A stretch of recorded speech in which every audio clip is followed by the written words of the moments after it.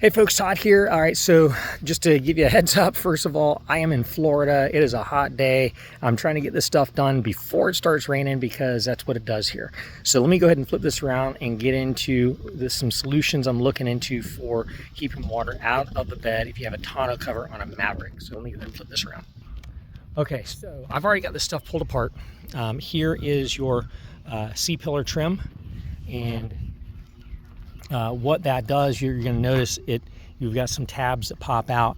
The way to get this off of here, if you want to go this route, now this is kind of a little bit of surgery here to get to this point, but I think this is going to help tremendously.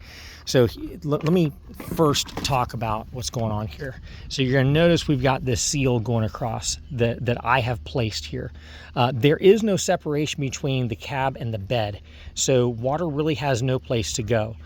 So before I put this seal here, one of the things that I was noticing is I was having a lot of water dripping into the bed, kind of underneath the bed cap in this area, and I'm going to show you why. So on the back side of this trim piece here, where it sits on top, the back side there, you've got that seal. There's a gasket that sits right there. So basically that gasket would sit kind of right here and keep water from moving back this way, and it just basically, any water that hits here just kind of rolls back into the bed of the truck. So what I will be doing is I'll be removing part of that gasket. I'm probably going to cut it. I'm sorry, I only have one hand. I'm shooting this by myself. I'm probably going to cut it right here and remove that.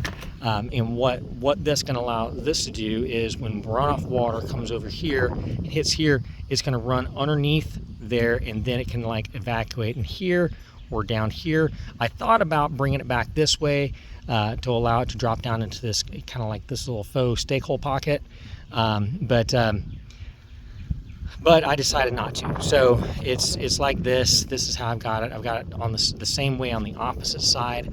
I want to show you guys if you're going to pull this off, what you want to do first is because it runs underneath of this piece of trim. So underneath your bed cap, there's a little tab right below this spot right here that you want to squeeze together as you pull this up, and that pulls it up off of that tab. Then you want to bring this hand over here and pop this loose, because this pops into this hole here, and then you can pull straight up and it releases it from that tab.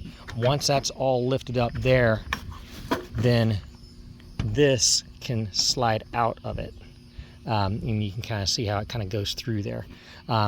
But before you slide that out, what you want to do is get your fingers back in here and start pulling back. You want to pull straight back on this piece here to get that loose, and then once that's loose, then you can pull it free from those locations. Now I want to point out these clips, because these clips can break if you're not careful. That's the reason why you want to pull it straight back, not at an angle. But a lot of times what will happen is those clips will stay inside here. To get those clips out, just turn them sideways and pull them out. Now I want to show you the bottom of that clip has a little space on it, and the top does not, right? Because you see the way that works.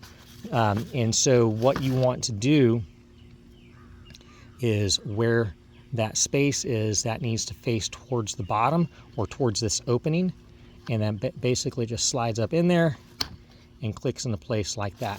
And you want to be able to see that little flat spot right there. Also, sometimes this right here will come loose from here and stay stuck to here. It's easier when you get the stuff lined up just to slide it onto that post. So if it's stuck here, pull it off and just slide it over top of that post. Anyway, I'm going to put all this stuff back together, and then I'll probably report back in the comments after I've had a chance to try this out and see how it does with water. We're supposed to get rain today, so I'm going to put all this stuff back, put my tonneau cover back on, and I'll report back later. I'll also at some point talk about water intrusion at the tailgate area, but that's going to be a different video. See ya.